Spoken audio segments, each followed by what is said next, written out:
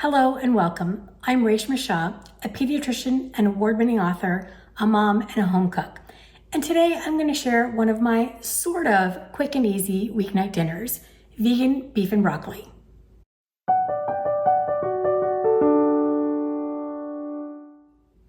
I recently saw a post where someone shared that if a quick and easy weeknight dinner involves getting out a second pot, you can pretty much stop right there.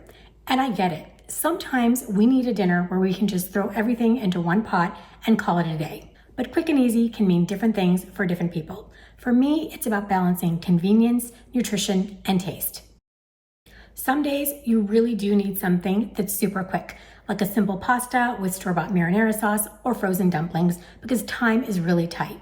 Other days, you might want to spend a little extra time to prepare a dish that's still simple, but also packed with flavor and nutrition. Today, I'm going to show you how to make a flavorful vegan beef and broccoli that checks off all of these boxes.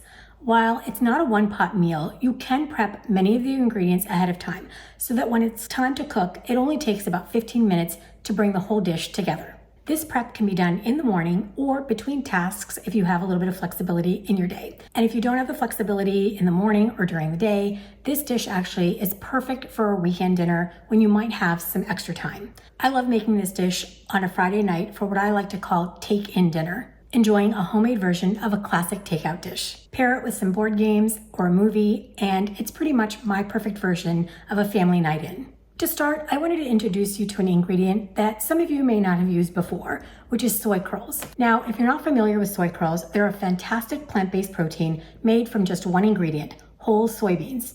The soybeans are cooked, texturized, and then dried, which means they're shelf-stable and can be easily stored in your pantry. They're high in fiber and protein. While I haven't been able to find them in my grocery store, you can easily find them online, and I've had good luck with this brand. When you rehydrate them, they take on a tender, meaty texture that's perfect for soaking up whatever flavors you add. They're incredibly versatile too, whether you're making a stir fry like today's vegan beef and broccoli, or dishes like fajitas, pot pie, or even a barbecue sandwich. Soy curls make a great replacement for shredded beef or chicken. For our do-ahead prep, we're going to start by soaking the soy curls in some warm water to rehydrate them. Just place the soy curls in a large bowl and cover them with warm water and let them soak for about 10 to 15 minutes. While the soy curls are soaking, I'm going to chop the vegetables and aromatics.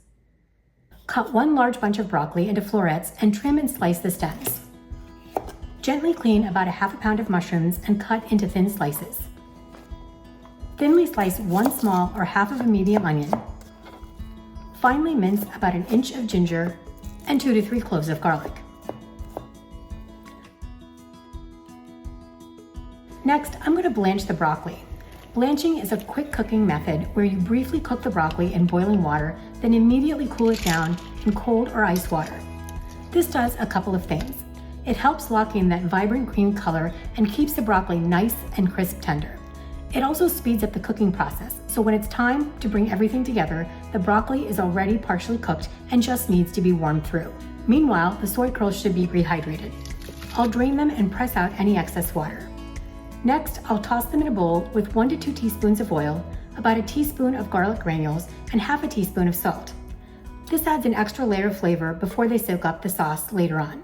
To improve the texture and flavor of the soy curls, I like to pre-cook them, and you have 3 options to do this. You can saute them, bake them, or air fry them. To saute, heat a little bit of oil in a pan or wok and saute the soy curls until they start to crisp and brown.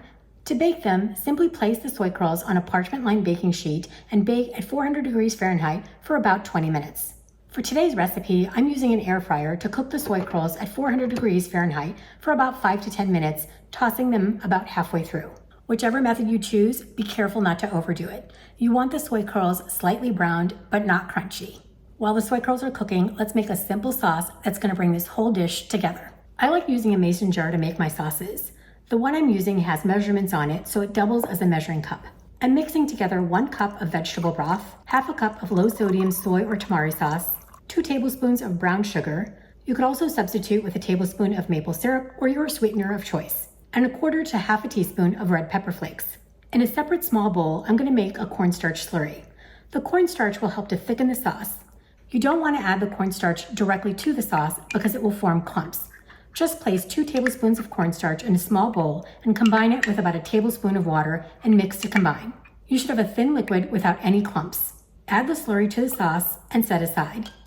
Using the mason jar allows me to store it more easily and makes it so that I can give it a quick shake to mix the ingredients before adding it to my dish. With the sauce ready, I'll set the rice cooker to get the rice going. So we've prepped our blanched broccoli, the soy curls, additional aromatics and vegetables, and our sauce, and set the rice cooker. All of this prep takes about 20 to 30 minutes, and on nights where we had after-school activities or a late work meeting, having dinner prepped to this stage would allow me to get dinner on the table in about 15 minutes. While I do think the additional steps that I've outlined add extra flavor and texture to the dish, if you wanted to simplify this dish even further, you could take a few shortcuts. You could purchase broccoli that's already been cut into florets and skip the blanching process, and buy pre-sliced mushrooms. In place of the soy curls, you could simply use cubed tofu, which would eliminate the steps of soaking and pre-cooking the soy curls. And finally, you could purchase frozen rice that just needs to be heated in the microwave. I'm using a wok for this dish because it accommodates a large volume of food. If you don't have a wok, you could also use a large pan. To prepare the dish, I'll heat the wok over high heat and add about a tablespoon of oil. First, I'm adding the onions and cooking them until they're softened. Next, I'm adding the ginger, garlic, and mushrooms and saute for about 5 minutes until the mushrooms have browned. And now I'm adding the soy curls and blanched broccoli. Stir all of this to combine before pouring in the sauce. I'll give the sauce a quick shake before pouring it into my stir fry. Gently stir to combine and warm through until the sauce has thickened nicely. I like serving this vegan beef and broccoli over steamed rice and garnishing it with some toasted sesame seeds. So whether you're enjoying this dish as a weeknight dinner with a little do-ahead prep or on a weekend when you might have a little extra time, this vegan beef and broccoli is a great way to enjoy a flavorful, nutritious meal at home. And if you haven't tried soy curls before, I hope that this dish will inspire you to give them a try. If you have any questions or would like to see more recipes with soy curls, let me know in the comments below. If you'd like to see more videos featuring delicious plant-based recipes as well as nutrition and cooking tips, make sure to like and subscribe. I'll see you next time.